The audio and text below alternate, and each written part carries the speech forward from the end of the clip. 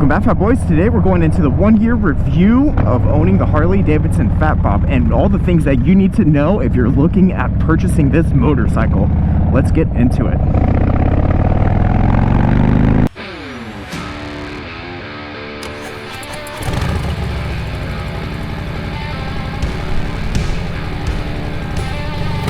So starting off with the dislikes, number one is the problems I have had with this motorcycle.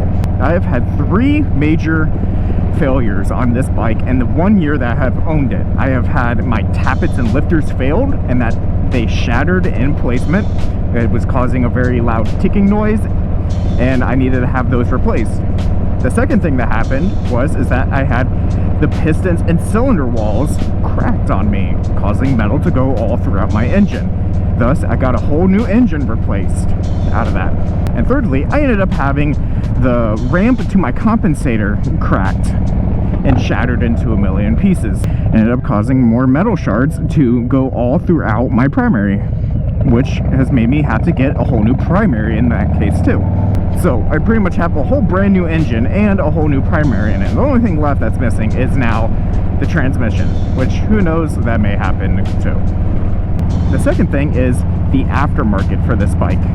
This bike is just ever so slightly different than other Softails.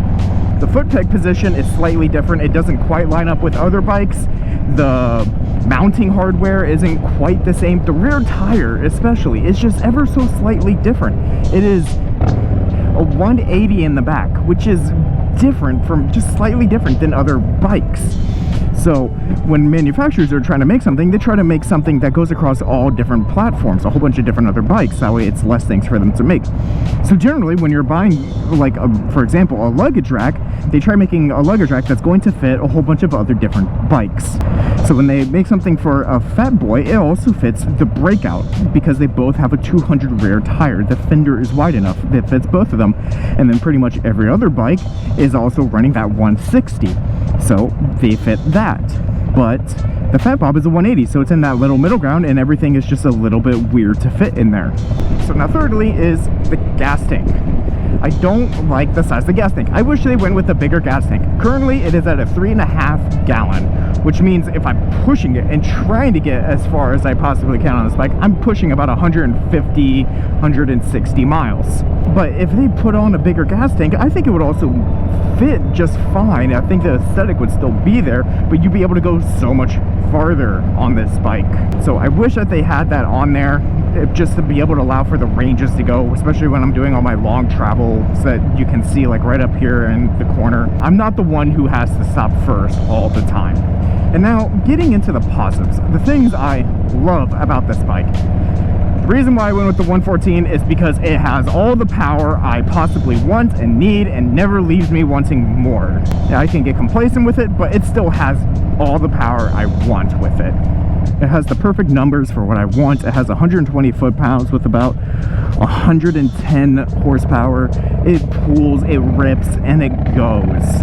The second thing I love about this bike is the comfort that you can get out of this bike. It is in the perfect seating position for me. It is exactly what I wanted. It has the drag bars already built into it.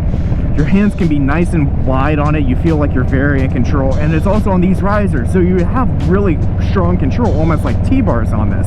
And the foot pegs on this bike are in a mid-forward position, so they're not quite like the Lowrider S where your legs are all the way back here to where I especially get leg cramps on it, but your legs are a little bit more far out forward, but they're still in that little bit of a mid position to where you can get a lot more control that you might want out of the bike. And because of all that, this bike is honestly one of the best handling motorcycles I have ever ridden from a cruiser. Bone stock. It flicks, it twists, and it goes how you want it to. And then finally, the last thing that I love about the Fat Bob is the aesthetic of this bike. I wanted to go with a bike that didn't necessarily look like a Harley, but always got people's attention. That looks different and muscle just a muscly bike and just a little bit different than everything else out there. And this is what caught my eye. And the main thing that caught my eye that was different about this was the fat front tire and the headlight. When this bike came out, it was the only one that had that bar headlight right up front. But now the Pan America has it, and also the 1250 Custom that Harley's coming out with is going to have it. This bike has some of the best aesthetics, in my opinion. You can customize it to be club style, bobber style, and anything else that you want. It looks good, it functions well, and it handles amazing. Pretty much everything you do want in a motorcycle. So if you like this video, make sure you go ahead and give it a thumbs up. Make sure you go ahead and hit that subscribe button. Make sure you go ahead and ring that bell notification so you know when the next video comes on out. And I'll catch y'all out in the next one. Peace.